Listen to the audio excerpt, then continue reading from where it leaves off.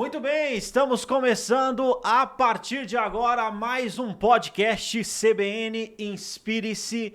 Aqui nós sempre trazemos para você informações que informam e também transformam. Cases de sucesso, a gente conhece histórias e hoje não é diferente.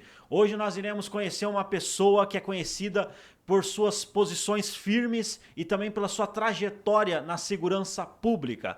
Ele, além de sargento, ele é deputado federal e uma das principais lideranças da direita no Brasil. Nós recebemos hoje aqui Sargento Fahur. Sargento, seja bem-vindo aqui ao CBN Inspire-se. Opa, uma honra participar do teu podcast, CBN Inspire-se. Para mim, um prazer estar aqui falando sobre minha trajetória, né, respondendo teus questionamentos, tirando as dúvidas aí das pessoas que conhecem talvez um pouco da trajetória final do Sargento Fahur como policial rodoviário, policial militar rodoviário, e conhece um pouco da trajetória como deputado federal, mas lá atrás, às vezes ainda restam algumas dúvidas, como que o que me inspirou, próprio Inspire-se, o que me inspirou para trilhar os caminhos da segurança pública e para ser um policial extremamente combativo, intransigente e radical contra a criminalidade.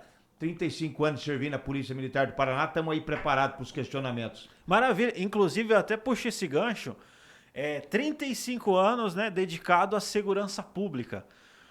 O que te motivou nesse sentido? Como que foi o começo? A sua família é de policiais ou só você? Fala um pouco. É uma excelente pergunta, até porque foram alguns fatos que aconteceram que me levaram a isso. Primeiro, eu sempre falo, no nosso tempo de infância, era muito comum armas de brinquedo com espoleta. Certo. Uhum. Então, eram coisas que para nossos padrões eram caras. Tinha dois tipos que eu me lembro mais, dois tipos de revólveres, um agente federal e um mais cromadão, todos eles com espoleta, rodava o tambor e instalava, enchia a casa de pólvora, então a gente brincava muito com aquilo quando era criança, aquilo era um dos presentes preferidos de Natal das crianças, não era muito comum, porque para os nossos padrões era caro, e eu brincava com os amigos ali, tanto com meu irmão mais velho e posteriormente o caçula, né, que veio depois, e com os amigos mais próximos ali, vizinhos, eu sempre queria ser o policial, o mocinho, como falavam na nossa juventude, na nossa infância. E posterior àquilo, já com 16 anos de idade, mas com aquela mentalidade de sempre combater aquela pessoa malvada, assistia muito filme de bang bang. Então tinha o xerife e ele combatia o crime, saque rápido e duelos. Então eu sempre queria ser o mocinho, nunca pensei em ser o criminoso, ser o malvado da história. E quis o destino que com 16 anos, a gente muito pobre, né? Eu faço aniversário em novembro, eu tinha pedido uma bicicleta para minha mãe, que para nossos padrões era muito cara. Era o lançamento daquelas bicicletas de 10 marchas. Certo, sim. E aí até que eu convenci minha mãe, no intervalo entre o meu aniversário, novembro, e o Natal, no dia 5 de dezembro, eu consegui convencer ela, falou, vamos na loja Prosdóximo comprar uma bicicleta, na época, uma Monarch 10, custava em torno de 600 cruzeiros. Chegou lá, algumas bicicletas expostas, eu engordei os olhos numa bicicleta um pouco mais cara. Na verdade, 50% mais cara, custava 900 cruzeiros. Eu tenho a memória muito boa, muito firme para determinados pontos que me marcaram. Era uma Crescente 10, cor laranja, que era a cor padrão dela.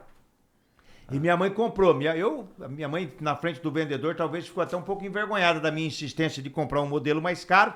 Parcelou em 15 vezes, o que eu nunca esqueci, porque geralmente parcela 6, 12, 24, parcelou em 15 vezes. 15 vezes. O carnezinho da loja Prosdóximo, que é aqui no centro da cidade, acabou a loja, é ali do lado do SIC HM, onde de um lado era Hermes Macedo, do lado a Prosdóximo. Lembro. E eu compramos essa bicicleta dia 5 de dezembro, no bairro ali, minha vizinhança, talvez uma das mais top que tinha ali. Todo mundo, nossa, você ganhou a bicicleta. E quis o destino, né? Passou-se o Natal, com 22 dias, eu cheguei em casa com essa bicicleta para tomar uma água, parei, pus ela no pezinho, abri o portãozinho, em vez de eu pegar e montar e entrar, meu quintal 30 metros de profundidade, 40 metros, eu peguei e entrei a pé para tomar água, não sei se eu me distraí 1 ou 2 minutos lá dentro, quando eu voltei a bicicleta foi levada, tinha sido furtada. Aquilo ali foi impactante para mim, muito impactante para mim, porque uma coisa difícil, inclusive para minha mãe. Eu lembro muito bem que a minha mãe chorou bastante, acendeu vela, colocou uma vela acesa em cima da pia, né, dentro da sua fé, pedindo para que a bicicleta aparecesse. A verdade é que a bicicleta nunca mais voltou. Naquele inteirinho ali, eu fiquei muito revoltado. Passou uma viatura da Polícia Militar, uma Brasília. Eu abordei chorando até, eu com 16 anos, mas muito emocionado, falei. O policial, falou lá, mas não me deu muita atenção também não. Sim. Conseguiu o trajeto dele. Lá tinha uma pessoa detida dentro do veículo, um adolescente, que inclusive eu conhecia de vista, porque estudava ali no Ayrton Praizan. Mas assim, pra mim, eu pensei assim, nossa, me levaram minha bicicleta e pros outros não é nada, né? Pra mim era tudo. E aí eu prometi pra mim mesmo que eu iria, de uma forma ou de outra, me vingar de criminosos na minha trajetória de vida. Mas de que maneira? Falei, de um jeito ou de outro eu vou me vingar de quem tira o sonho quem rouba o sonho de crianças, de adolescentes. Aí, posteriormente, aquela ideia na cabeça, eu fui trabalhar em São Paulo, fui na casa da minha avó em São Paulo, e uma vida muito difícil lá, ainda mais difícil do que a minha mãe em Maringá. Morava em ocupação, muito difícil lá. E minha mãe escrevia carta, naquele tempo se trocava conversas em cartas, né, pelo correio. Chegava as cartas da mãe, escrita, ela falou, você sabe que as coisas estão difíceis, ainda estou pagando a bicicleta, uma frase que eu nunca mais esqueci. Até poucos dias eu tinha essas cartas ali, umas gavetas ali. Sim. Então eu fiquei lá em São Paulo por 1 ano, como diz aquele ditado, comi o pão que o diabo amassou lá em São Paulo, trabalhando, andava 4, 5 quilômetros a pé, eu tinha uma calça só jeans, dobrada, porque ela era muito comprida, até o meu tio brincava, né, o Jacu tá chegando aí. E eu trabalhei lá em algumas empresas lá, e posteriormente voltei para Maringá, comecei a trabalhar com açougue aqui, com matador de gado, e o meu irmão mais velho trabalhava no Príncipe Hotel, onde posteriormente eu também trabalhei, meu pai foi gerente ali no Príncipe Hotel. Posteriormente o meu irmão mais velho passou num concurso para sargento da Polícia Militar do Paraná. Naquele tempo não precisava ser soldado, cabo para ser sargento, ele passou direto no concurso. Aí foi para a Academia Policial Militar do Guatupê, né, na região de Curitiba, São José dos Pinhais, fazer o curso sargento e posteriormente ele algumas vezes vinha uniformizado para casa e com um revólver 38 na cintura. Aí eu fiquei doido, falei, não, eu também quero isso. Aí ele foi me orientando, né, como fazia, sobre psicotécnico, sobre o teste. E um belo dia eu estava ouvindo no rádio, 4º Batalhão abrindo inscrições, 100 vagas para policiais militares. Eu falei, não é minha. Aí me preparei dentro do possível, fui no tiro de guerra, fiz a inscrição, aquilo é tudo feito pessoalmente, no batalhão, ficha lá, não tinha coisa de internet. Aí o concurso foi no tiro de guerra ali, juntou 400 e tantas pessoas ali, tinha 100 vagas. 74 foram aprovados, e eu fui um deles. Mas ali ainda teve um drama ainda, porque devolveram os documentos para nós no tiro de guerra, e nós pensamos, devolver o documento é porque nós reprovamos, né? Tudo que nós tínhamos entregue de documento, eles devolveram. Aí, para alguns, né? Aí o oficial falou assim, os que pegaram o documento, segunda-feira, 8 horas da manhã, no 4º Batalhão, para dar prosseguimento. Eu tava, falei, e os outros, eles devolveriam o documento depois. Aí, fomos para o 4º Batalhão, segunda-feira, continuamos lá mais alguns testes, né? Jamais, o teste escrito já tinha passado, que é o mais difícil, o mais seletivo. Aí depois a questão de exame médico, exame físico, tinha 19 anos, não era lá um atleta, mas essa corrida 2.400 metros, a gente tira meio de letra. Não fica entre os melhores, mas também longe de ficar entre os piores, né?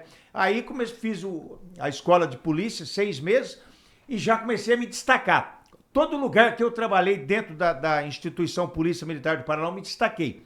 Aí logo chegaram. Naquele tempo teve um grande assalto da maçonaria. Sim. Aqui em Maringá. Foi um assalto muito famoso. Humilharam maçons e, inclusive, um deles oficial da polícia. Aí a comunidade se juntou, empresários se juntaram, compraram 10 viaturas Volkswagen, Fusca. Sim. Na época, um carrinho. Compraram 10 e criaram um sistema de policiamento integrado. Os prefixos 940 até 949. A minha era 944, a que eu trabalhei, 944. Aí antes de terminar a escola, nós já estávamos dentro desses fusquinha fazendo patrulhamento. Eu e o policial de Lima, nós pegamos a área do Alvorada, a área do Santo Antônio ali, e ali o chicote estrelou. Nós fomos para cima de criminosos ali. Chegaram a um ponto de que quando essa viatura virava uma esquina, a gente via pessoas pulando o muro, correndo, assustados, porque nós ia para cima da criminalidade. Aprendia carro roubado, droga. Olha, fiz acontecer ali com aquele... Antes de terminar a escola de soldado. Então, todos os lugares que eu trabalhei dentro da Polícia Militar, eu me destaquei. Eu e minhas equipes, as minhas equipes sempre foram, depois que eu me graduei, saí cabo, chefe de equipe, sargento, as minhas equipes sempre foram doutrinadas para trabalhar da forma que eu queria. Então, quem gostava, quem se identificava, falava, eu quero trabalhar com o FAUR. Quem não gostava, não, FAUR é louco, troca o dia pela noite, não tem horário, porque eu trabalhava com um policial, aí nós pegávamos das 9 da manhã às 2 da manhã. Um dia sim, um não. A gente nunca saía às 2 da manhã, saía 4, 5, 6. E muitos não se adaptam, falavam, sai 2 horas da manhã, por quê? Porque nós trabalhávamos no reservado. 2 horas da manhã nós íamos embora. Os traficantes chegavam às 2 horas, porque eles sabiam da nossa escala. Oi. Então eu falava, não, eu tinha informante, né? Falava, os traficantes, você sai, chega 2h15, eles estão ripando nas pedras de crack aqui. Falei, então eu vou ficar até às 3. E assim foi, aí virou uma bola de neve. Praticamente não tinha descanso, trabalhando, infernizando criminosos aí. Teve um preço, sofri 5 infartos com 40 anos. Isso que eu ia perguntar para você. Qual foi o maior desafio aí na sua carreira que você acredita que foi um dos maiores desafios, assim, nesse caso? Um dos maiores desafios, 2 desafios que eu tive na minha carreira. Quando muito jovem, trabalhando na polícia, nas minhas horas ali de folga, eu tomava me excedia um pouco na bebida alcoólica, sim. Vi que aquilo estava me criando problema e consegui me abster, tanto que desde o dia 4 de dezembro de 1989, eu não coloco nada de álcool na boca, nada, absolutamente nada. 4 de dezembro de 1989, tomei uma pinga cheia e uma cerveja. E nunca mais tomei, porque aquilo estava me criando problemas dentro da corporação. Eu era provocado na rua por ser policial, o cara falava alguma coisa, aí eu tinha tomado um pouco, já ia para cima do cara e acabava refletindo dentro da corporação. Falei, isso aí não é para mim e consegui, foi um dos desafios. Mas sim. Vencido com força de vontade, com o apoio dos meus irmãos. E posteriormente a questão da saúde.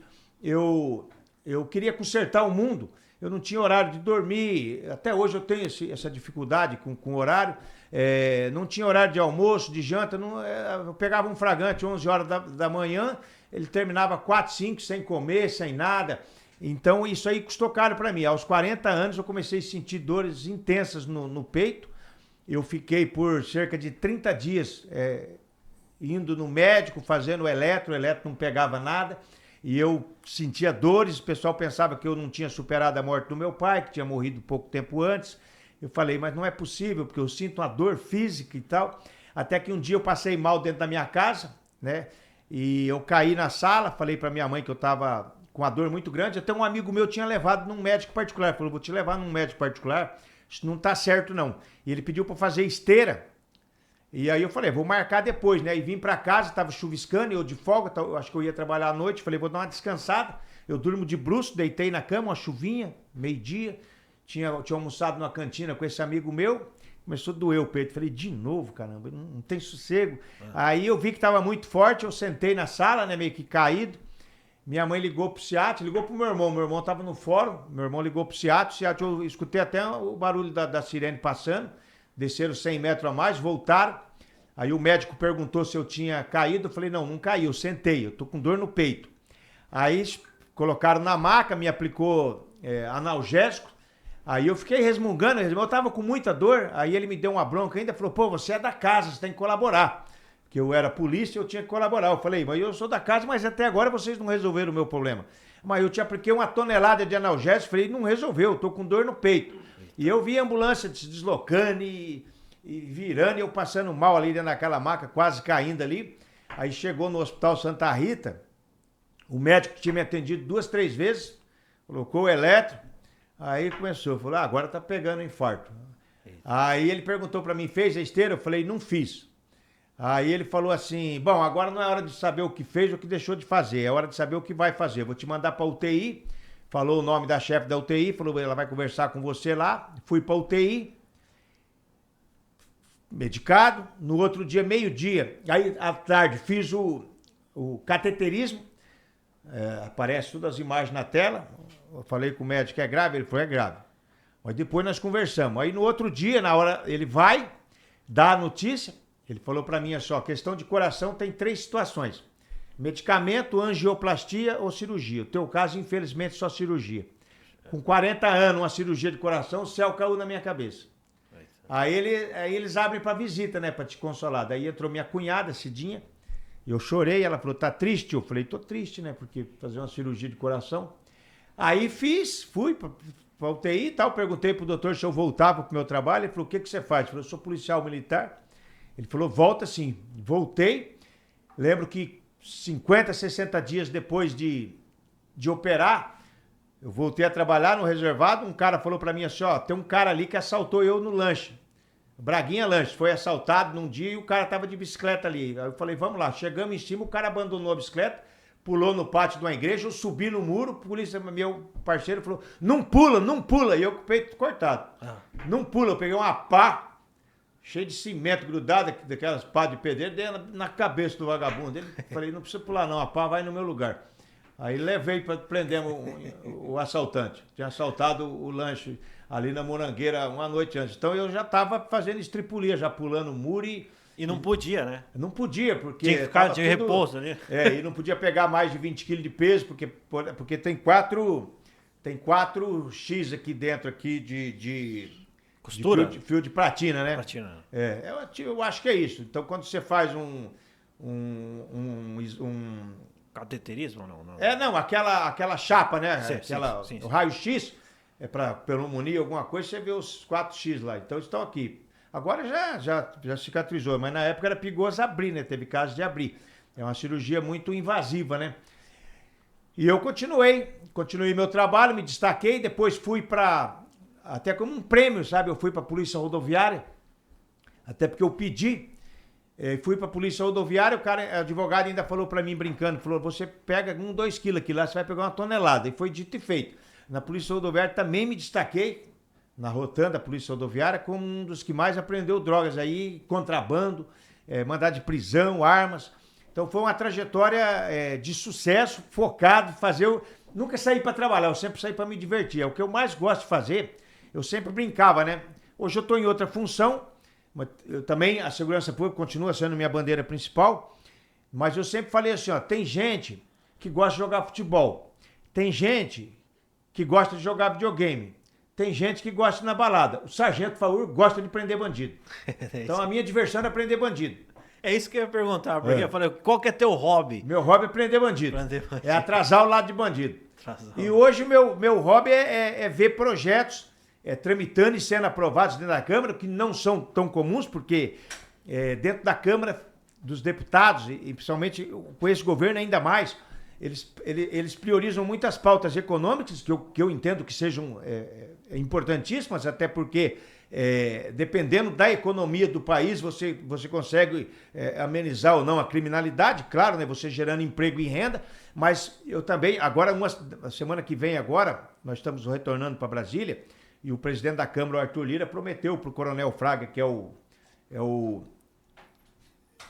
presidente da Comissão de Segurança Pública, eu sou membro da Comissão de Segurança Pública titular há 5 anos, ele prometeu que vamos fazer uma semana de segurança pública lá. Então são 2 ou 3 dias, 4 dias de votação de segurança pública. Eu apresentei alguns projetos lá, o meu líder está trabalhando para que eles sejam pautados e é uma semana que as chances, ele falou assim, ó, não traz projeto polêmico, assim, um exemplo, só brincando, não vai trazer pena de morte. Sim. Projetinho tranquilo, projetinho que ajuda a polícia a ter um projeto lá bem simples. Por exemplo, hoje, se você chega num local de crime e você desconfia que o cara que cometeu aquele crime ali usa tornozeleira eletrônica, ou ele matou a ex-mulher, ele tá com tornozeleira, você, para conseguir os dados, se ele teve ali ou não junto ao sistema de monitoramento, só uma ordem judicial. Então eu tenho um projeto que ele permite que o policial consiga esses dados, seja o policial militar, o policial civil, desde que identificado. Por exemplo, aqui é do 4º Batalhão, eu quero saber o monitoramento do preso fulano de tal, o cara vai falar, 9 horas da manhã ele teve aí. Então vai facilitar, porque antes o delegado já vai saber, tem uma vítima de homicídio aqui. Aí o ex-marido usa tornozeleira, teve aqui. O monitoramento está dizendo, vamos prender, vamos pegá-lo, vamos ouvi-lo. E para isso a gente precisava pedir ordem judicial. Demora 12, 24, 36 horas para conseguir. Agora não, o delegado vai entrar em contato com a central de monitoramento, vai se identificar e vai pegar esses dados através desse projeto que nós estamos, vamos pautar ele agora, nessa semana de segurança pública. Então tem vários projetinhos que facilitam e no dia a dia são importantes no combate à criminalidade. E vai ter de outros deputados lá, então eu acredito que nós vamos aprovar lá 7, 8 projetos aí em desfavor da criminalidade. Uma semana de segurança pública. O Coronel Fraga é um deputado bastante atuante, é o presidente da Comissão de Segurança, amigo pessoal do Bolsonaro há mais de 30 anos. E meu amigo pessoal também, ele conversou com o Arthur Lira, nós fizemos uma pressão positiva, né, no presidente da Câmara. Falei, presidente, tem aqui Semana da Mulher, tem Semana da Educação, nós temos uma semana de segurança pública, e ele nos prometeu que vai, agora já até pediu os projetos prioritários, então os líderes estão trabalhando junto aos deputados para a gente apresentar aí uns 10, 12 projetos aí, e desses aprovar grande maioria aí. Legal. E isso fazendo... Não estou falando mal de ninguém, mas fazendo enfrentamento com a esquerda, porque a esquerda vota contra tudo que você falar, hein? Que é em desfavor de criminosos, que aumente pena para criminosos, a esquerda é contra. E ela tem lá a sua justificativa, que eu não vejo como viáveis, mas ela tem. Mas ela vota contra, 99%. Então, e é interessante esse ponto aí, e até puxar uma questão aqui, viu, Sargento? Porque dentro da tua trajetória, beleza, você foi bem sucedido em vários aspectos, né? E no caso eu queria saber que hábitos assim você destaca, ou de repente mentalidade que você destaca, que é importante para a pessoa alcançar bons resultados, né? O podcast aqui explora essa parte assim, qual que é o segredo, né? O que a pessoa fez e tal. Uma das coisas que você falou é fazer o que gosta, né? Fazer o que gosta. Olha, fazer o que gosta, nem todos conseguem. Mas talvez o segredo seja, além de fazer o que gosta, aprender a gostar do que faz. É importante. Sim. Parar de resmungar, Eu conheço policiais que entravam e saíam resmungando. Resmungando. Nada estava bom. Nada estava bom. Na rodovia, vislumbrava de aprender alguma coisa. Vai estragar nosso plantão. Vai ter que ir para a delegacia, nós vamos ficar enrolados. Nós estamos aqui para isso. Sim. Entendeu? Então eu vi alguns, a maioria tranquilo, profissional, cumpre o que tem que cumprir. Tem aqueles que se destacam mais que fuça, porque a questão é justamente essa. Você tem uma escala de serviço. Na Polícia Rodoviária, nós trabalhávamos de 12 a 15 horas a rotando. Por que eu falo 12 a 15 horas? Porque a gente assumia às 19 horas, se fosse 12 horas, saía às 7. A gente saía geralmente às 11 da manhã, porque a gente ia para Perobal, dá 170 quilômetros, e de lá a gente saía 9, 9 e meia e vinha. E na estrada, cruzando com alguém ou podando algum veículo suspeito, já abordava. Não é que a gente já parava lá e já vinha. A gente vinha para recolher, mas vinha focado. Muitas vezes, aí quando você, faltando 10, 15 minutos, meia hora, você aborda um carro cheio de cigarro ou de maconha, você sabe que até você preparar toda aquela documentação, levar na companhia, contar, pesar, tem que pesar em farmácia. Nós temos uma balança pequena lá, pegou 200 quilos, tem que pesar numa farmácia ou numa empresa. Aí depois entregar na delegacia, fazer flagrante. Você sabe que você vai extrapolar a sua carga horária em 7, 8, 9 horas. E isso não é uma vez por mês, uma vez por ano. No nosso caso, que são policiais que fuçam, que vai em cima, era praticamente todo plantão. Então, tem policial que fala para mim, não serve, eu não estou conseguindo dar atenção para minha família. E isso aí teve um peso para mim.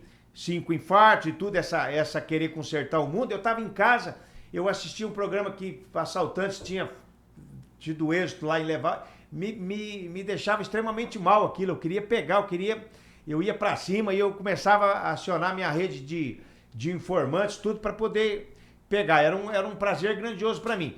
Então, gostar do que faz e aprender a gostar. Às vezes, parar de resmungar, Você chegou no serviço 7 horas da manhã, você vai sair às 7 da noite, estou falando no caso policial militar, mas pode ser qualquer outro. Naquele inteirinho ali, você vai ter que estar ali. Procure estar de bem com você mesmo, estar de bem com o que você está fazendo. Eu sempre estava falando isso no caminho agora. Eu sempre tratei as pessoas com dignidade, principalmente curiosos. Eu trazia eles para o meu lado. Você pegava um vagabundo pulando vários muros, descia, dava lá um empurrão, às vezes com ênfase maior, o cara... Tem policial que fala, o que você quer? Vai pra lá, some daqui. E tal, o que você tá querendo aqui? Perdeu alguma coisa? O cara chegava lá e já falava assim, o policial tá espancando um cara lá, o policial tá fazendo isso. Não, eu, pelo contrário, pingou o cara aqui, senhor, faz favor, tá vendo aqui, ó? Esse vagabundo entrou numa casa aqui, agrediu uma criança, agrediu uma senhora, tentou, mas que vagabundo, sargento, mete o pau, ganhava o cara, entendeu? Porque eu não vou... O cidadão tá ali, tem curiosidade, claro, segurança, ó, para o seu carro um pouquinho pra lá. Tinha policial que saía tocando o cara, sai daqui, seu curioso, vagabundo e tal. Faz, não, ó, para um pouquinho pra lá por questão de segurança, depois eu te explico o que tá acontecendo. Tratar o cara com dignidade, cidadão que paga meu salário, você entendeu? E a mesma coisa que eu faço na Câmara hoje. Eu transito a Câmara dos Deputados, ela em dias normais, ela frequenta de 10 a 20 mil pessoas dentro da Câmara por dia. Eu sou abordado por pessoas de todos os estados que vocês imaginarem lá dentro da Câmara, para tirarem foto, para conversarem comigo, para falar que eu represento eles. Eu sempre falo para as pessoas, ó, eu sou da Paraíba, sargento. Eu falo assim, ó, meu amigo, eu sou deputado federal eleito pelo Paraná, mas eu sou deputado federal do Brasil. Você pode ter certeza que eu também estou aqui para representá-lo. Entendeu? Embora você tenha seus deputados, o cara vai lá ver o deputado do estado dele, vai ver o sargento Paur, vai ver o Nicolas, vai ver o Eduardo Bolsonaro, que são pessoas que se destacam. Então, o mínimo que as pessoas precisam de um funcionário público, seja ele um policial militar, um deputado, é atenção e carinho. É o mínimo que eles querem. Às vezes o cara já tá, perdão, na merda. O cara não tem nada. A única coisa que ele tem, que ele gosta de uma pessoa, ele se identifica com o Bolsonaro, ele se identifica com o sargento Faur. Ele vai chegar perto do cara e vai ser desprezado. É complicado. Então eu passei lá no Rio de Janeiro, quando o Bolsonaro esteve lá, eu passei no meio de praticamente 2, 3 mil pessoas. Era humanamente impossível atender a todos com fotos. Mas quando tinha com uma criança no colo, eu falava, não, criança prioridade. Criança prioridade. Eu não consigo atender todos os adultos, mas os que estão com criança, eu vou atender. Legal. E eu precisando pegar avião, com segurança, com carro blindado e tudo, e no meio. E eu falei, não, mas as crianças eu vou atender. O rapaz me deu um menino no colo, quase que eu desmontei com o menino. Um menino de uns 8 anos, pesado, coisa mais linda. Eu falei, rapaz, aqui o Zanetti tentando segurar pro menino não cair para baixo, eu já tô desmoronado. Saí de Brasília, 4 horas da manhã, 10, 11 horas, eu tava lá na praia de Copacabana, no meio daquela multidão lá. Falei, Sapinho, rapaz, enquanto esse político que tá sendo jogado na lata do lixo xingado, o pessoal tá me tratando com dignidade, querendo foto, querendo autógrafo, me beijando, falando, senhoras falando, te amo, sargento, você me representa. E eu vou desfazer da pessoa? É complicado. Pelo amor de Deus, cara. Tem que tratar Pelo bem. amor de Deus. Tratar bem é importante, né? Obrigatório. Importantíssimo. E deixa eu perguntar uma coisa pra você, sargento. No caso, se você fosse mudar alguma coisa no sistema aí que tem hoje, o que você mudaria aí? Que te incomoda muito? Olha, primeiro, questão do... Eu tenho uma dificuldade, muitas vezes, principalmente a nível... eu, como deputado, hoje eu não consigo fazer o que eu quero em termos de valorização de tropa. Valorização de operador de segurança. Fala-se em tropa, polícia militar, mas o operador de segurança, o policial civil, o policial penal, os guardas municipais, eu não consigo fazer o que eu queria para eles pelo conforto pessoal dele. Por quê? Salário, questão de carga horária digna, porque isso aí são governadores, o próprio presidente da República, no caso de policiais federais, policiais rodoviários federais, e no caso das guardas municipais, os prefeitos. Então eu tenho essa dificuldade, porque tudo que você vai negociar com um prefeito, ele tem a chave do cofre, ele sabe o que está acontecendo. Tem pessoas, governantes que valorizam mais o seu funcionário, tanto que lá em Goiás, se não mudou nada nesses últimos dias, é a polícia militar mais bem paga do Brasil, superando inclusive a do Distrito Federal, que sempre foi. E eu falei, se um dia eu fosse governador, não tenho essa pretensão, a Polícia Militar do Paraná seria mais bem paga do Brasil. Nem que para isso eu tivesse que morrer. Mas eu faria isso, porque eu acho que, como minha bandeira principal é a segurança pública, eu sempre falo, a médio e longo prazo, quem vai salvar o Brasil é a educação. Mas a curto prazo é bandido na cadeia. Então, não adianta nada você ter hospitais de primeiro mundo, escolas de primeiro mundo e morrer assassinado num semáforo. Então, segurança pública é prioridade absoluta. Então, você tem que valorizar o operador de segurança. Então, eu, como deputado, eu tenho certas dificuldades. Eu não tenho a chave do cofre. Entendi. Mas eu tenho projetos, e muitos outros deputados têm projetos interessantes lá que beneficiam pessoalmente o policial, o operador de segurança. Nós temos lá vários projetos, né, de carga horárias compatíveis, hora extra. Nós temos projetos que são trabalhados, mas o governo sempre coloca um obstáculo, porque é ele que tem a chave do cofre. Já se aprovaram na Câmara no passado, que eu acho até viável, mas todo projeto que depende de verbas, de finanças, você tem que demonstrar de onde vai sair o dinheiro. Então não é tão simples. Você fala, não, um piso salarial para policiais, que nós aprovamos lá, o piso salarial para os enfermeiros, eu articulei, trabalhei, sou um dos que aprovaram, e o STF travou, o governo travou, de todas as maneiras eles dão um jeito de travar, porque, na verdade, eles falam que são medidas eleitoreiras, mas não é, são medidas de valorização do operador de segurança, do operador de saúde, operador de educação, os professores. Por quê? Porque você não terá uma segurança pública digna se o operador de segurança pública chegar na porta da sua casa cansado, com carga horária extrapolada, com salário indigno, devendo água e luz. Ele não vai te dar um atendimento. Isso é inerente do ser humano. Não vai te dar o atendimento que você merece. Agora, a partir do momento que ele tenha salário digno, carga horária condizente e outra, isso eu posso fazer, porque eu sou o deputado federal que na história do Paraná mais destinou recursos para a segurança pública. Na história do Paraná. Isso eu que tenho 1 mandato e meio de deputado. Tem pessoas que têm 6, 7, não é demérito para ele, porque às vezes ele investiu pesado na educação, que é importante. Mas o deputado da segurança pública no Paraná chama-se Sargento Faur. Legal. Os outros deputados são deputado da agricultura, deputado são importantes tal qual. Sua bandeira nesse Mas sentido. o deputado da segurança pública no Paraná chama-se Sargento Faur. Tanto que nós estamos agora comprando com verbas federais, que eu tenho direito de emendas impositivas, não é venda de voto, não é troca por cargo, não, são emendas impositivas previstas na Constituição. Nós estamos comprando aqui para o Paraná 1.000 fuzis para a Polícia Militar do Paraná. 1.000 fuzis para fazer o enfrentamento à criminalidade. Eu falo muito, Altair. Sim. Antigamente, quando você transitava com uma viatura de uma cidade pequena para outra, 20, 30 quilômetros de estrada de terra, você encontrava um tatu e uma capivara. Hoje Sim. você encontra um carro com 4 homens do PCC, fortemente armados. As coisas mudaram. Então é preciso que cada viatura, o Coronel Cidreira foi quem me cobrou isso há 2 anos atrás, falou, Faur, eu quero armar todas as RPA, que são as radiopatrulhas. Todas. Cada viatura de polícia no Paraná terá um fuzil. Porque se ele encontrar com caixeiros, assaltantes de bancos, pelo menos para fazer aquele primeiro confronto, de dar 2 tiros, nem que seja para fugir até o reforço chegar. Mas ele vai ter aquele primeiro confronto. Eu sei porque eu enfrentei assaltantes com 4 armas pesadas e 3 pistolas que atiraram contra nós na rodovia. Eu dei um tiro de pistola 40 de dentro da viatura, quebrando o vidro, é uma técnica policial, porque se eu desço, eu sou morto. Se eu fico dentro da viatura, eles vêm e nos matam que nem coelhos. Os 3 desceram de um carro, eu achei que ia abandonar, que era droga ou cigarro. Os 3 com pistolas tinham acabado de roubar a casa de um atirador. Atiraram. Quando eu dei o tiro de pistola, falaram, tem reação. O terceiro homem atirou com o fuzil. Quando o fuzil estralou, eles caíram no mato. O fuzil é respeitado. Cada viatura de polícia militar do Paraná vai ter um fuzil. Então, cuidado. Fique esperto.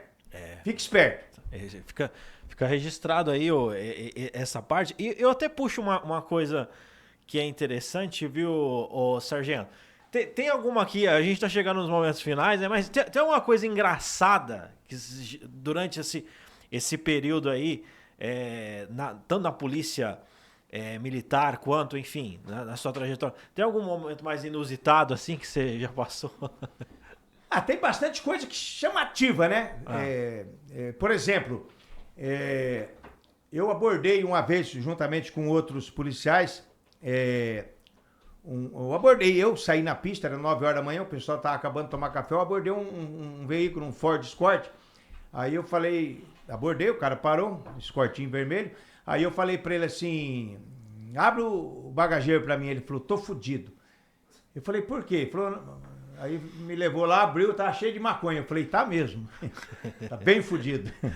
Então, algumas coisas, por exemplo, funerária, transportando maconha.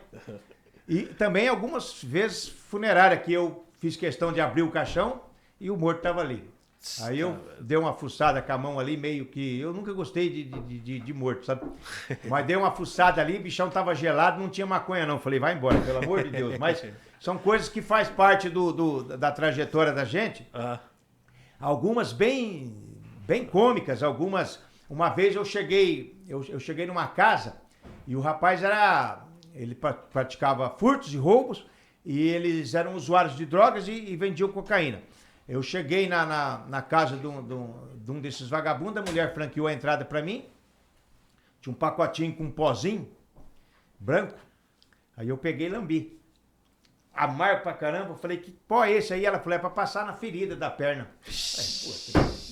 Eu achando que era cocaína, rapaz, me lasquei. Então, faz parte. Agora o cara tem que fuçar, senão não acha, senão não faz. Eu falei, pô, como é que eu vou chegar lá pro delegado com... Aí até o carioca do Pânico perguntou, mas não tem aquele pozinho que fica azul? Eu falei, não, que lá é a polícia americana, rapaz. No meu tempo não tinha pozinho azul nenhum, não. Isso dá um... Até teve uma apreensão de cocaína que eu falei na entrevista, eu cheirei a cocaína. Mas não é cheirar a cocaína como...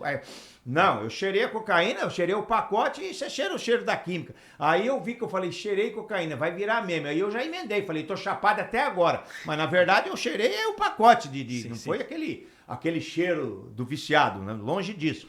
Então, aí eu falei, vou pegar um negócio lá, levar pro delegado, chega lá, é farinha de trigo, o delegado fala que idiota que é você. Então aí ele manda fazer a constatação, né? Porque depois vem pro laboratório, vem a constatação para ir pro juiz.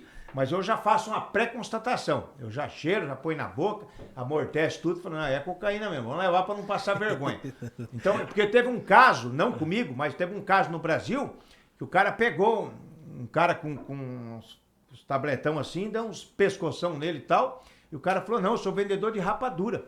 Depois levou e era rapadura mesmo. Falou, desculpa pelos pescoção, pensei que era caca. O cara apoiou vendendo rapadura. Então eu já experimento antes. Se fosse rapadura, eu já tinha comido metade também. Já viu? Tem que ver antes, né? Senão... Sim, senão você vai passar vergonha lá na delegacia, caramba. E eu vou falar pra você, no caso, se você fosse dar uma palavra de motivação aí.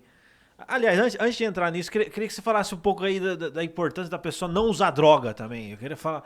Porque isso aí destrói, né? Um dos maiores flagelos do mundo é ter um assunto muito interessante, até porque eu sempre fui bastante municiado com esse tipo de situação e eu sempre procurei obter conhecimento, tanto que me destaquei muito aqui dentro da Polícia do Paraná e aqui no Fórum de Maringá, não foi diferente. Até um dia eu falei para o juiz me perguntando, né, de um traficante que eu prendi, ele perguntando para mim algumas coisas, e na 4ª Vara Criminal aqui. Aí falei para ele assim, olha, maconha, dentro do Paraguai, na época que eu tava ali, dentro do Paraguai, R$60 o quilo. Na ponte, 150 o quilo. Maringá, 900. Na praia, 1.500. Então, dentro do Paraguai, R$60, mas daí tem que atravessar. Quando o cara atravessa para você na ponte ali, fala, tá aqui, é 150. Para você trazer até Maringá, R$900 o quilo. Tô falando de preço daquela época, hoje eu não tô meio por fora. Na praia, 1.500. Na Indonésia, 50 mil. Um exemplo. Sim. No Japão, tá? Por quê? Porque tem leis pesadas, pena de morte. Então, quanto lei da oferta e da procura, quando tem operações grandes, de polícias do Estado e polícias e forças federais, o preço da maconha sobe, o preço da cocaína sobe, do crack sobe, porque é mais difícil passar. Quem consegue passar está se arriscando mais e cobra mais. E eu falo com propriedade, a pergunta foi boa, porque é dos malefícios de uso da droga, porque eu fiz questão, eu estava passeando em São Paulo e eu nunca eu passeio 100%, eu sempre estou passeando e trabalhando, eu estou sempre observando. Então, em São Paulo, eu cheguei em São Paulo, passeei sábado, tá? Na segunda-feira eu falei para minha família, eu vou lá na Cracolândia. Fui lá na Cracolândia. Então, um policial fez segurança para mim. Eu fui lá na Cracolândia, eu vou ficar 100 metros da Cracolândia. Eu fiquei daqui, aonde eu estou em você, aqui da cerca de contenção da Cracolândia, observando tudo aquilo, pessoas usando droga, acendendo cachimbo, era 18 horas, né, 18h10. Eu até postei no meu canal, eu ali, olhando aquilo, vendo como é que funcionava, o pessoal da GCM me explicando, depois chegou 3 policiais militares, depois chegou a cavalaria, 4 homens montados a cavalo, impactante as imagens chegando, andando praticamente na Cracolândia. Uma pessoa me cumprimentou, falou, bandido bom, bandido morto, admiro o seu trabalho. O usuário da Cracolândia falou, sou de Cornélio Procópio. Eu falei, puxa merda, tá aqui, fiado na Cracolândia, às vezes nem a família não sabe. E aí ficou ali, não, e tô cumprimentando, eu falei, não vim aqui para esculhambar ninguém não, eu vim porque faz parte do meu trabalho. Quando eu debater sobre o malefício do crack, quando eu falo, me permito, não sei se você depois quiser cortar, mas eu falo, eu sou a favor da pena de morte para traficante de drogas químicas, porque eu conheço o poder destrutivo das drogas químicas na vida do cidadão. E eu fui lá na Cracolândia justamente porque esses tempos atrás eu entrei em São Paulo com a minha família e caí dentro da Cracolândia acidentalmente. Por o erro de GPS, mas nós caímos 50 metros. A Anete estava dirigindo e falou, sargento, tem uma multidão de gente ali. Eu com a pistola 9mm na mão, eu falei, volta, Cracolândia. Eu estava com meu neto de 7 anos e a neta de 2 anos no carro. Ficaram brancos. Ficaram extremamente assustados, porque o policial falou, não, eles costumam quebrar os vidros para catar as coisas. Eu falei, imagina, quebrando o vidro do carro. As crianças dentro, eu com uma 9mm, eu atiro, não atiro? Se eu atiro, no outro dia, deputado bolsonarista mata andarilho, mata usuário. Se eu não atiro, ele me toma minha arma e mata minhas crianças. Então, uma situação extremamente... Aí encontramos uma viatura de polícia militar e falou, não, ali é Cracolândia. Erramos o hotel... De frente o hotel tinha 30, 40 ratazanas desse tamanho. Os meus netos ficaram... Eu falei, tá gostando de São Paulo? Tô odiando. Mas no outro dia o clima totalmente diferente. Fomos numa churrascaria. Aí é São Paulo. Durante o dia nós fomos no Centro Velho, na Cracolândia. Então eu não tô aqui fazendo crítica, que tá melhorando muito sob o governo Tarcísio de Freitas e Guilherme Derrite, meu amigo pessoal, melhor secretário de segurança que São Paulo já teve, Guilherme Derrite. Legal. E até ontem teve uma crítica no jornal do deputado federal Ivan Valente, psolista, defensor de criminosos, e ele estava lá atacando o Derrite, atacando a polícia do Derrite, está matando, aumentou de 155 para 381 o número de mortes. Falei, gente, é bandido que está morrendo, a polícia está indo para cima. Salve a polícia militar. Salve a Polícia Militar. Tenho um respeito pelas polícias militares do Brasil. A Polícia Militar de São Paulo, sob a batuta de Guilherme Derrite, de Tarcísio de Freitas, tem o respeito do deputado federal Sargento Faur. Muito bom. Porque tá matando bandido. Sim, não, é o trabalho ali. Eu tive a oportunidade também de conversar com o Derrite, realmente, é o trabalho, né? Tava até conversando com o instrutor. E essa operação, e coincidentemente eu tive na Cracolândia segunda-feira, às 9 horas da manhã de terça, teve uma mega operação na Cracolândia e na favela do Moinho, que é ali próximo, uma mega operação para asfixiar a estrutura. Asfixiou a estrutura de que forma? Estourando lojas que compram celulares furtados e roubados e desmancham, porque o celular hoje ele tem vários aspectos de localização. Então o cara estava oferecendo a câmera do iPhone 12 por R$200, original. Só as assistências técnicas oficiais da loja, autorizadas, podem fazer. E eles estavam fazendo numa lojinha lá, por quê? Porque eles pegam o teu iPhone, desmancham e instalam a câmera no iPhone que quebrou, porque trincou, porque deu problema. Então, quer dizer, eles têm a câmera original sim, mas eles não têm procedência. Então o cara foi preso com inúmeras, centenas de peças ali. Então esse pessoal, é a gangue da bicicleta, você tá falando no telefone lá em São Paulo, você fica só com a mão colada na orelha. Além de você perder o celular, que tem um valor venal, além do você pode ter fotos íntimas, clientes, aplicativos bancários. É a humilhação de você ter um aparelho tirado rapidamente, você ficar com a mão. É humilhante. Quando não te derrubam no chão pessoas idosas. Então eu estava até falando pro pessoal da minha família, gente, eu tenho o maior cuidado com o meu celular aqui, porque uma tentativa de furto de celular pode terminar em tragédia. Por quê? Porque se o cara pegar o meu celular, eu não vou aguentar correr atrás dele, não. Mas eu estou armado com uma 9mm. Ele não vai levar o meu celular. Ele não vai levar. Ele vai deitar. Então eu já evito. Porque senão vai dar caca. Sim. Vai dar caca. Então, aí sufocaram os hotéis dentro da favela do Moinho. Tem muitas pessoas trabalhadoras, não tenho dúvida nenhuma disso. Mas lá tem uma central deles com equipamentos que monitoravam as falas dos rádios da Polícia Militar. Ou seja, antecipadamente eles sabiam que as viaturas estavam se deslocando. Então é o crime. O Tarcísio está sufocando e o Derrite, o crime, juntamente com a GCM, importantíssima participação da GCM, inclusive da Polícia Federal, EPRF, nessa operação. Uma única coisa que eu não concordei nessa operação, mas também não faço crítica, o juiz foi firme, ele soltou busca e apreensão, mandados de prisões, sequestro de bens, mas ele deu um salvo-conduto para quem fosse encontrado com até 20 pedras de crack não seria conduzido. Senhor juiz, 20 pedras de crack. Quem tem 20 pedras de crack dentro da Cracolândia é mula, é traficante. Ele está vendendo. O usuário, aquele usuário que virou zumbi, ele não tem 20 pedras de crack. Ele fuma. Se ele tiver uma, ele fuma. Pegou mais uma, ele fuma. Ele não tem. Quem tem 20 pedras... Então o senhor deu um salvo-conduto para pequenos traficantes. Mas diz que é para manter a dignidade humana e diz que quem tiver em questão de miserabilidade também não seria preso. Mas aí se o cara tiver em situação de miserabilidade e der uma facada esse juiz está dando um salvo-conduto para ele. Então, gostei de parte da sua atitude, Meretíssimo, mas teve uma parte que o senhor deu um salvo-conduto para pequenos traficantes na Cracolândia. Isso aí não existe. Questionamento, né? É crime o droga e o porte de droga. Embora o STF esteja tentando desvirtuar isso com a maconha, mas ainda continua sendo crime o uso e o porte de drogas no Brasil. Olha só. Interessante, muito interessante. Inclusive, você que está acompanhando aí a gente aqui no CBN Inspire-se, você está conhecendo um pouco aí sobre a trajetória do Sargento Farrur, deputado federal, está conhecendo também um pouco das suas posições. Mas eu gostaria de explorar aqui a respeito, viu, Sargento? Queria que você deixasse uma mensagem aí de inspiração pro pessoal aí.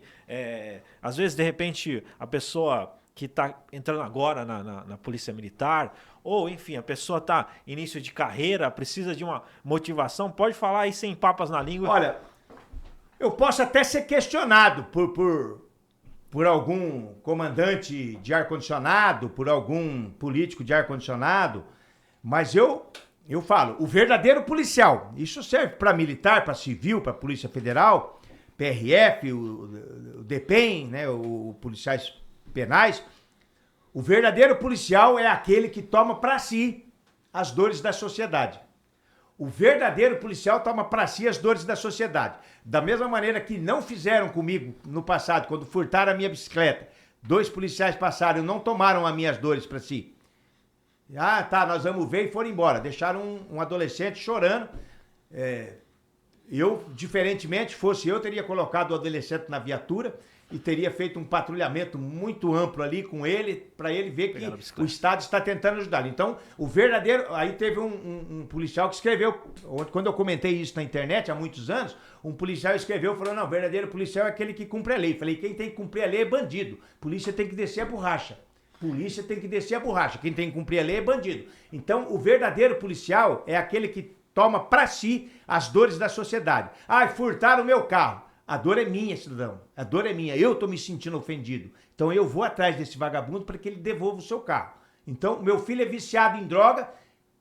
Eu sinto a sua dor, senhora. Eu sinto a sua dor que seu filho seja viciado em droga. Por isso que eu vou atrás do traficante e vou pegar ele, nem que seja no quinto dos infernos. Então, o verdadeiro policial é aquele que toma para si as dores da sociedade. Se você estiver entrando na polícia para fazer trampolim, tá, não tem problema nenhum, você vai lá, depois você passa num concurso melhor, é um direito de todo cidadão, inclusive o cidadão realmente tem que... Eu me acomodei na polícia porque eu achei que aqui é o meu lugar. Sim. Então eu tive a oportunidade de fazer outros concursos e tal, eu falei, não, aqui é o meu lugar. O que eu quero é ser polícia, e inclusive polícia militar. Poderia ter ido para a Polícia Civil, a Polícia Militar. Por quê? Porque é aquela que tem o contato, o primeiro contato com o bandido. O primeiro, na cena do crime. Na cena do crime. Então, eu sempre, eu acho que Deus, eu sou tão grato por Deus ter me permitido eu ter sido policial militar por 35 anos, poderia ser mais, porque eu ainda falei agora que eu tô conhecendo o caminho das pedras. Nós abordávamos veículos carregados de farinha de trigo, 2 policiais fortes, preparados, com 30 e poucos anos, subiam e começavam a patolar trigo, coisa que eu fiz há 20 anos atrás. Eu ficava na segurança, na contenção, então tem espaço para todo mundo. Tem espaço para todo mundo, não é porque o cara tá com 55 anos de idade que ele é um emprestado. Não, agora é claro, eu vou subir no caminhão de trigo, sendo que tem um de 25 aqui comigo, que faz academia, não, você vai patolar trigo lá. Depois você faz um curso de sargento, tal, você não vai patolar trigo mais. Maconha, pegar 800 quilos de maconha. Eu com a pranchetinha e os 2 polícias tá pesando. Eu falei, então, amanhã ou depois vocês fazem um curso de sargento e vai outro, e aí vocês não vão carregar maconha mais. Entendeu? Então tem espaço para todo mundo. Agora, com 35 anos de serviço, meia-noite você tem que ir para casa. E eu com 35 anos de serviço, o dia que eu trabalhei, eu não precisei ir meia-noite para casa porque o meu dia venceria no domingo, eu trabalhei no sábado. Quando foi 2 horas da manhã, abordei um ônibus com a minha equipe, fui na poltrona 16, tinha uma menina assustadinha, eu falei, tem bagagem? Ela falou, não. Eu fui lá no motorista, falei, motorista, poltrona 16. Ele pega todos os tickets, né, de bagagem, de passagem, vai olhando. Atrás, se tiver bagagem, está colada a etiqueta. Quando ele pegou a poltrona 16, tinha uma etiqueta colada. Adivinha o que tem dentro? Bichinhos de pelúcia? É claro que não. Se ela tá negando, é porque tem coisa errada. Eu fui lá, 10 quilos de maconha.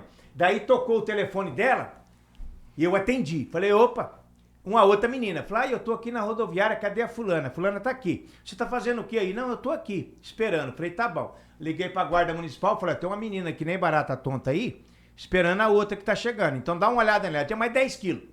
Vieram em ônibus separados, que se caísse uma, não caía a outra, caiu as 2. Último plantão meu. 35 anos. Total. O último plantão meu, eu fiz questão de estar na rodovia atrasando o traficante. Aí, quando foi domingo de manhã, saí, tomei café, fui para casa. Na segunda-feira, minha equipe assumiu o serviço. Era para mim estar de serviço, eu estava aposentado. Paulo César ligou, falou, sargento, nós estamos assumindo aqui. Escorreu uma lágrima nos meus olhos. Eu falei, o que eu vou fazer da minha vida agora? Pensei, já sei. Vou em Brasília infernizar outro tipo de vagabundo. E lá estou. Legal, maravilha. Maravilha, viu, ô, sargento? Você vê que a sua trajetória foi marcada aí por dedicação, né? Firmeza, e também você é sem rodeios, né? É uma pessoa que é empenhada, focada naquilo que você faz. E eu gostaria que você falasse quais são as suas principais influências, assim, que você tem de inspiração pra gente finalizar. Olha, antes de você, só uma coisa. Tudo que eu procurei fazer na minha vida, procurei fazer bem feito. Eu trabalhava num hotel ali na João de Carvalho, hoje eles desmancharam ele esses tempos, eu fiquei bastante emocionado. Era Elite no meu tempo, Hotel Pampulha, agora é um estacionamento no local. Trabalhei ali e o meu patrão, eu era porteiro ali, eu tinha 16 anos, e eu varria a calçada. Tudo que eu fiz, eu faço bem feito. A calçada eu varria, mas como eu varria com tanta força para não ficar nem um cisco para trás, eu cheguei a quebrar cabo de vassoura. Que eu forçava, plá, quebrava. Eu não deixo um cisco para trás. Se eu pegar esse negócio aqui para limpar, eu vou deixar ele zerado. Aonde tiver uma poeira, eu vou tirar. Porque eu sou perfeccionista. Então, o que eu estiver fazendo, eu vou fazer bem feito. Então, eu não vou ser policial, eu quero ser enfermeiro. Faça bem feito. Eu vou trabalhar com oficina. Faça bem feito. Faça bem feito, faça perfeito, faça melhor do que o outro. Perfeito. Faça bem feito. Você pode ter certeza. Eu lembro que tinha um coronel Vala, dentro da academia. Se ele encontrasse um palito de fósforo no pátio, ele falava, tem uma árvore caída aqui. Prendia o comandante, prendia todos os alunos. Então eu falo pra você, se eu pegar uma vassoura pra limpar aqui, eu desafio. Se você achar um cisco aqui, você pode falar, esse sargento é mentiroso e fanfarrão. Eu sou perfeccionista no que eu faço. Eu procuro fazer bem feito. A única coisa que eu não tenho cuidado, não tenho padrão, deixo à vontade, é o meu bigodão. Esse aqui não tem frescura. Isso aí é teu. Só o Heitor que põe a mão, eu ainda falei, Heitor, tô com uma 9 aqui, cuidado com o meu bigode, ele dá risada. Então é isso. Heitor Barbeiro. É o barbeiro. O recado é esse, faça as coisas bem feitas, como se você estivesse fazendo para você mesmo. O teu patrão mandou fazer. Tinha vez que eu varria aquela calçada 3 vezes. Ventava, essas árvores que soltam folhinha, eu ia lá, varria de novo. Então eu sempre fui perfeccionista, sempre fiz as coisas bem feitas dentro da minha casa. Eu passo pano, eu varro. Tem uma senhora que ajuda uma vez por semana lá. Aí eu vejo, eu coloquei um piso preto na sala, rapaz. O piso preto, qualquer coisa mancha ele. Eu fico esfregando com pão, já teve dia de quebrar o rodinho. Tanta força que eu faço para ficar perfeito. Então, eu sou perfeccionista. Então, dentro da polícia eu fui perfeccionista. Sou o único deputado federal do Paraná que não teve nenhuma falta nesse mandato. Em 2 anos de mandato. O único deputado federal do Paraná que não teve nenhuma falta. Dos 513 deputados federais, eu sou o segundo do Brasil, dos 513, mais oposicionista ao governo Lula. Só perco para Júlia Zanata. Do Paraná, eu sou o primeiro disparado, mais oposicionista. 173 votações contra o governo, uma a favor, porque uma que o governo orientou sim, não sei porquê, é a criação do estupro virtual. O que é o estupro virtual? Você, através de uma tela de celular de computador, induzir um adolescente, uma jovem, a tirar a roupa, mostrar as partes íntimas e tal. Isso chama-se estupro. Eu considero isso grave, criminoso, votei a favor. É o único voto que eu tenho pró-governo Lula. Os outros 173 sou contra. Sou o segundo deputado federal do Brasil em oposição. Recebi um prêmio esses dias de uma ONG lá, e essa ONG é tão certeira que ela foi lá, premiou o mais oposicionista e o mais governista. Você vê que ela não escolhe lado, ela vai pelos extremos. E no Paraná, eu sou o único deputado federal que não tem nenhuma falta durante 2 anos de mandato. Já trabalhei doente, fiz a angioplastia, peguei 7 dias de atestado a partir de terça. Terça-feira de manhã o médico liberou, às 13 horas eu estava dando tapa na mesa na comissão de segurança. Falou, você não tá de atestado? Atestado é o cacete. Eu quero trabalhar. Pra cima. É isso aí, pessoal. Vocês estão acompanhando aí, né? São conselhos, né? O podcast aqui procura, viu, Sargento? Inclusive, aconselhar aquelas pessoas que estão começando e trazer inspiração. E com certeza a sua trajetória é muito inspiradora. E eu gostaria de agradecer, uma honra poder estar conversando contigo aqui, o deputado federal. Muito obrigado de verdade. Muito obrigado por todos que estão acompanhando aqui. Inclusive, fica registrado aqui uma parte 2. Né? Pra gente explorar outros lados aí, você vê? Estamos à disposição. Conteúdo que não acaba mais, mas nosso tempo aqui, ele é contado, e eu agradeço de verdade. Sargento, muito obrigado. Eu que agradeço a oportunidade, tamo junto, força e honra! Valeu. Muito obrigado, pessoal, sou Altair Godoy, e este foi mais um podcast CBN Inspire-se.